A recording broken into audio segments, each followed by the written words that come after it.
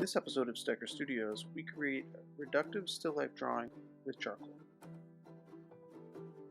Before we begin, we need to set up our still life. Find a piece of cardboard or foam core to block the background and help control the light. I'm going to set up some folded pieces of canvas to help clean up the area and create a little bit more interest. Now I'm going to choose some objects that are meaningful to me, a toy Volkswagen bus, some Volkswagen shop manuals, and some of my tools. Play around with the arrangement to find something that looks pleasing. I'm going to try to use some overlapping to help create depth, and some diagonals to help pull the eye in. Now we're going to start to practice a little sighting. I can place my pencil along the horizon line at my eye level, and right at the center to figure out where the vanishing point would be.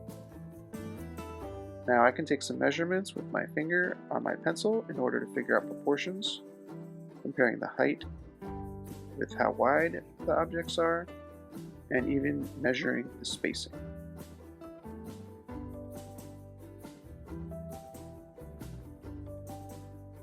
So now that I use the sighting to get a pretty good idea of how large the objects are and how the space is, I can begin preparing my surface.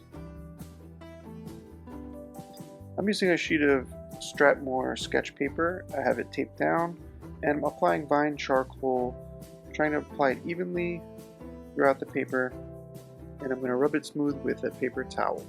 I'm going to do this 2 times in order to get a nice medium tone on my paper. You don't want it to be too light or too dark.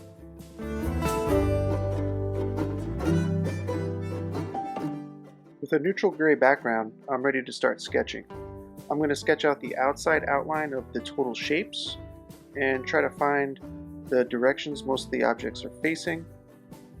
And I'm going to try to sketch in using a transparent construction technique in order to see through the objects and try to achieve the best proportions and placement of all my shapes.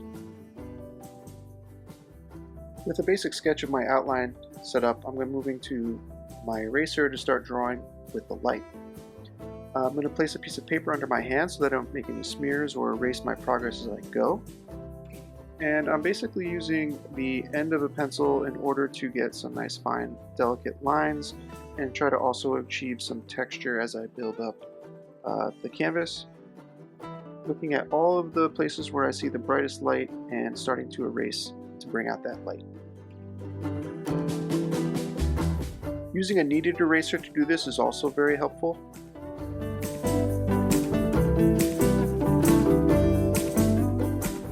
Now that I have a lot of my highlights down, I'm switching back to a vine charcoal and I'm going to start to lay in some of my darkest shadows. I can use my finger to try to smooth to create some transitions, but I'm looking at the darkest shadows first and starting to lay in some of the more medium tones after that. A good trick to help you see the levels of value is to squint and try to look through your eyelashes to help separate the different levels of value and see them more clearly. Vine charcoal is great for creating nice, smooth, even transitions of tone to help create believable 3D depth. Pay close attention to your light source and the direction of your cast shadows.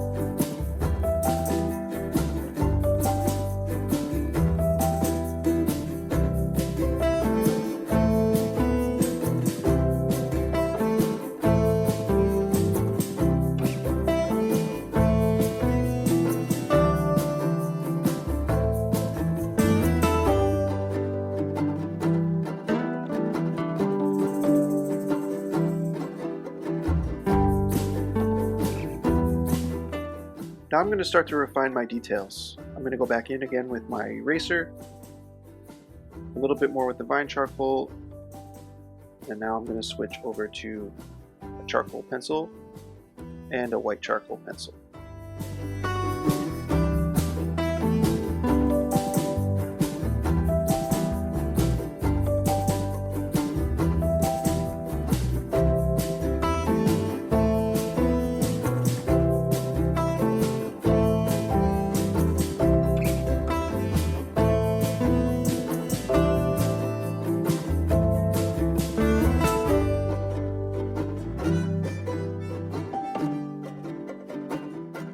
With the charcoal pencil, I can push some of my shadows a little bit darker, and then I can take my white charcoal pencil and start to add in, just in the brightest areas, a little bit more push on some of them bright highlights.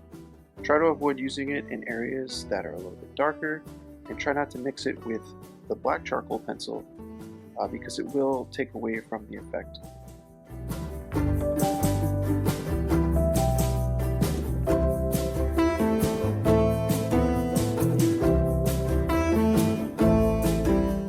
At this stage, I can also go in with a rubbing stick and try to create a few more little smooth transitions and even things out. Generally, I'm going through to get the last minute details and clean things up just a little bit.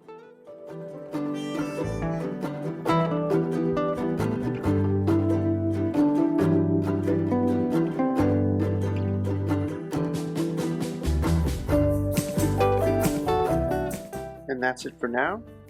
Thank you for watching. Please like and subscribe.